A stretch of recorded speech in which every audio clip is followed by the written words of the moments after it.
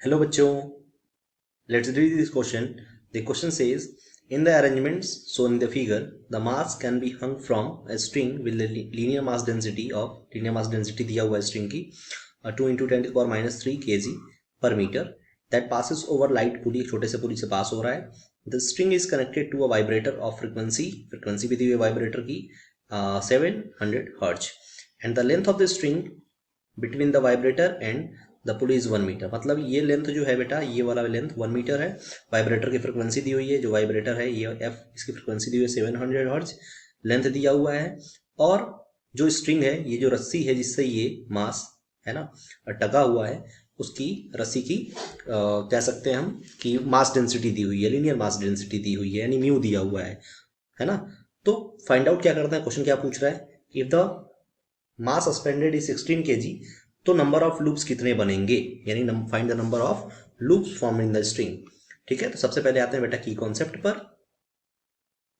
की कॉन्सेप्ट क्या इसके पीछे लगना है, तो एक बेसिक सा फॉर्मूला लगना है ना. फ्रिक्वेंसी का फॉर्मूला क्या होता है, frequency equals to P by, P क्या है, नंबर ऑफ लूप्स है, P by 2l root T by, है ना, रूट के अंदर टी रहेगा, रूट के अंदर म्यू भी रहेगा, जहां पर म्यू क्या है बेटा, म्यू हम डेंसिटी माने हैं, इसको हम रो भी मान सकते हैं, है ना, सिंपल है.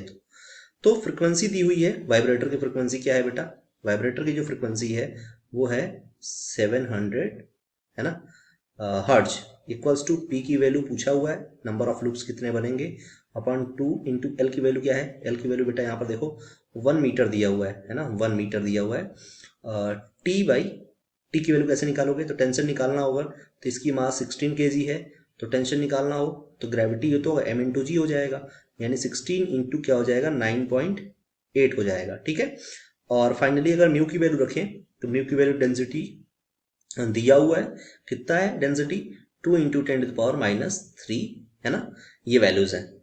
ठीक है, अगर इसको सॉल्व करें बेटा तो आप ध्यान दो, है ना, इधर आएगा तो क्या हो जाएगा बेटा 1400 equals to P 16 into 9.8 into upon 2 into 10 to the power minus 3.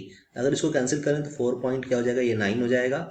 और फाइनली अगर हम सबसे पहले स्क्वायर करें तो 1400 का क्या हो जाएगा, आप कह सकते हो होल स्क्वायर, या फिर होल स्क्वायर ना करो, डायरेक्टली आप कर सकते हैं, है ना, कि पी की वैल्यू जो होगी वो क्या होगी 1400 इंटू 2 इंटू 10 पावर माइनस 3, अगर कैंसिल ना करा के ले लें तो अपॉन क्या हो जाएगा बेटा 16 इंटू 9.8.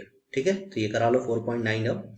और अब जो पी की वैल्यू निकलती है वो 1400 इंटू 10 पावर माइनस 3 बाई क्या हो जाएगा आपका 16 इंटू, यानी कि 16 इंटू 4.9.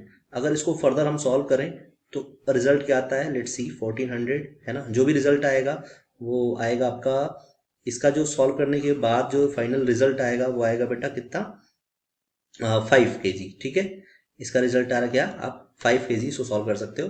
तो हमारा आंसर जो होगा बेटा वो क्या होगा आपका 5 kg, यानी कि कौन सा ऑप्शन मैच कर रहा है, लेट्स सी, है ना, पहला ऑप्शन है 1 गलत है, दूसरा ऑप्शन 3 भी, ये भी गलत है, तीसरा ऑप्शन मैच कर रहा है 5. ठीक है ना, यानी कि 5, this is not kg sorry, 5 is the number of, है ना, लूप्स, है ना, पी कहाँ होगा, पी नंबर ऑफ लूप्स तो है, मास तो है नहीं, तो फोर्थ ऑप्शन भी इनकरेक्ट होगा. तो आंसर जो होगा सही वो क्या होगा बेटा, है ना, p इक्वल्स टू, यानी number of loops equal to number of loop जो बनेगा वो कितना बनेगा, 5 नंबर ऑफ लूप्स बनेगा. ठीक है, so I hope you understood it well. Thank you, all the best.